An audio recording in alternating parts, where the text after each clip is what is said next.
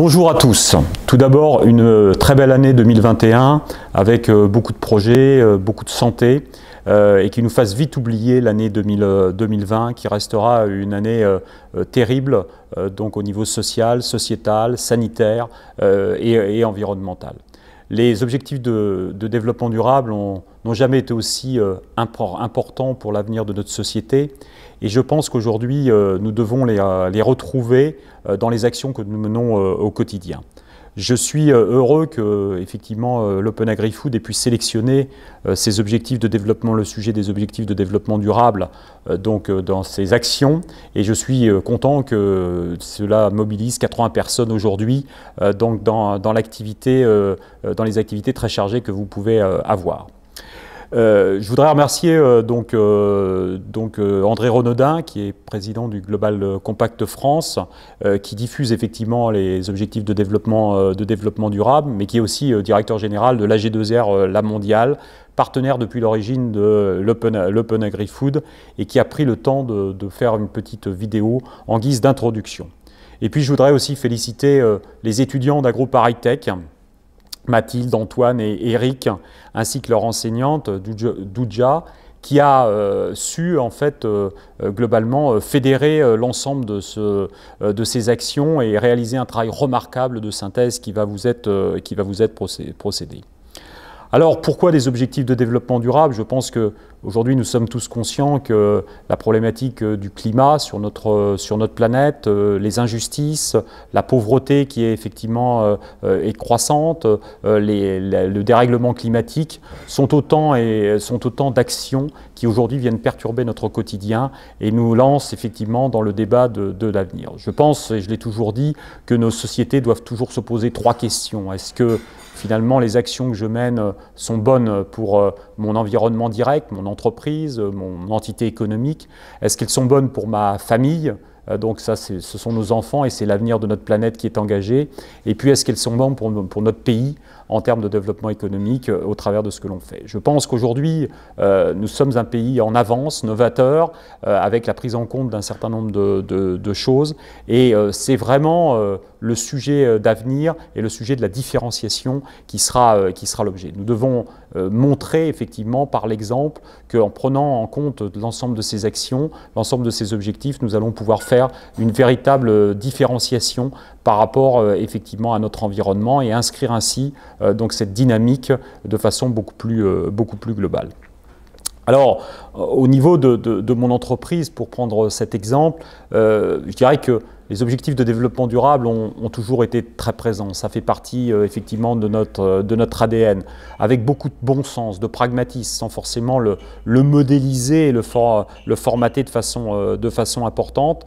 Et nous avons donc, je dirais, assuré donc un certain nombre d'actions, qu'il s'agisse de nos actions que l'on mène avec, par exemple, C'est qui le patron ou Faire France et la valorisation de notre lait, avec cette notion que si on veut que les produits soient durables, il faut effectivement qu'ils soient équitables, mais aussi ce que l'on a pu faire beaucoup plus récemment au travers du lait du cœur pour donner 1 million de briques de lait donc aux plus démunis, qui je pense sera, et la précarité alimentaire sera demain une des vraies difficultés que nous aurons à surmonter, au-delà du problème psychologique aussi que va révéler effectivement cette maladie. Et puis de prendre en fait l'ensemble des problématiques aujourd'hui qui sont remontées de nos débats citoyens, de nos conventions citoyennes, la problématique du plastique, la problématique des emballages en général qui doivent être effectivement, qui doivent conserver nos produits, mais qui ne doivent pas être une réponse à un marketing qui finalement n'apporte pas grand-chose dans le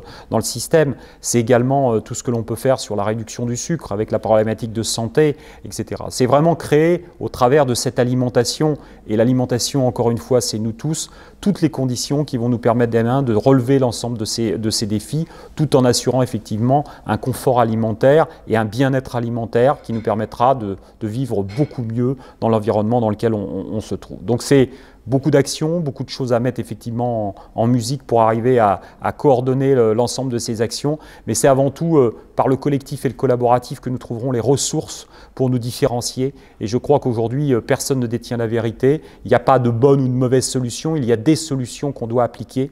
Et donc, je pense qu'il faut aujourd'hui travailler dans ce sens en termes de développement.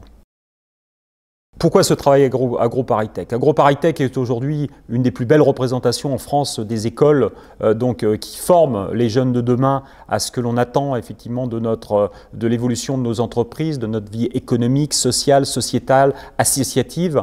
Et donc c'est important aujourd'hui de les associer à cette démarche et surtout d'avoir leur retour au travers de ce qui peut se passer. Il est vrai qu'on est dans un monde aujourd'hui très contraint, un monde économique difficile dans lequel tous les impacts, que ce soit le coût du travail, la surréglementation, les impôts de production, etc., sont autant de difficultés que nous avons à surmonter. Et pourtant, nous avons deux chances exceptionnelles. D'une part, la jeunesse, qui nous oblige à raisonner différemment, nos façons de concevoir, nos façons de vivre, nos façons d'analyser les choses, nos façons de travailler.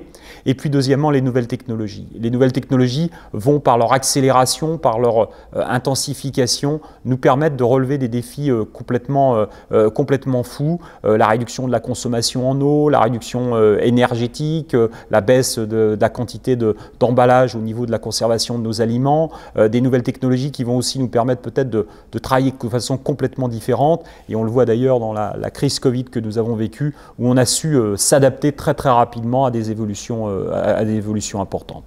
Donc je pense que tous ces objectifs de développement durable, c'est à nous, je dirais, les acteurs économiques et les acteurs de la recherche, les acteurs de la distribution, c'est à nous effectivement de les catalyser, c'est à nous de les rendre possibles de façon à continuer à développer. Et l'Open Agri-Food doit être un peu cette maison dans laquelle les gens doivent se retrouver de façon à pouvoir créer les conditions de cette réussite. Et c'est tout le travail que vous allez mener maintenant dans des différents comités.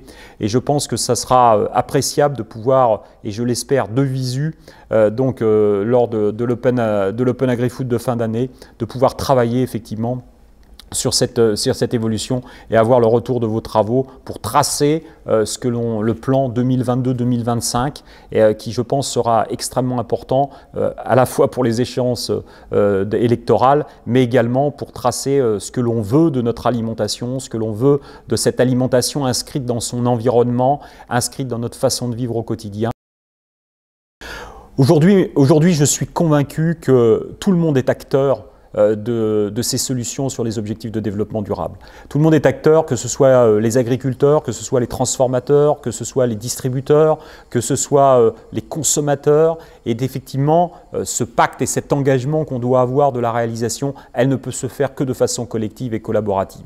Il n'y a pas de petites ou de grandes solutions, il y a des solutions et c'est un patchwork de solutions qui nous permettra effectivement d'améliorer les choses et de concrétiser. Donc tout le monde doit s'engager à son échelle, doit s'engager avec son envie, doit fédérer, doit benchmarker, doit travailler ensemble de façon à effectivement faire évoluer les choses au plus vite, car la pression est là, et cette pression environnementale, cette pression climatique, mais aussi cette pression de nos consommateurs et de nos citoyens qui aujourd'hui sont effectivement dans une exigence forte à ce niveau-là.